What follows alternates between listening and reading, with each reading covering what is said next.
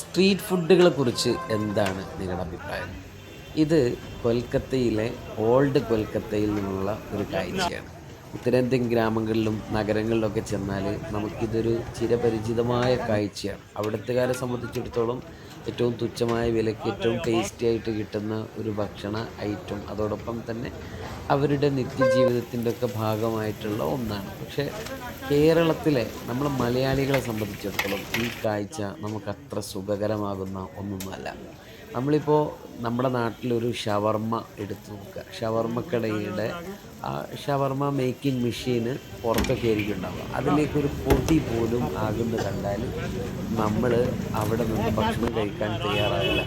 എന്നാൽ ഇത്തരം യാത്രകളിലൊക്കെ നമ്മളെ പോലെയുള്ള ആളുകളൊക്കെ ഇത് ടേസ്റ്റ് ചെയ്യാനും ഇത് കഴിക്കാനും ഒന്ന് ബഡ്ജറ്റ് ഫ്രണ്ട്ലി ആയിരിക്കും, തയ്യാറാവുകയും ചെയ്യും. ഇതിൻ്റെ ലോജിക്ക് എന്താണെന്ന് എനിക്കിപ്പോഴും മനസ്സിലായിട്ടില്ല.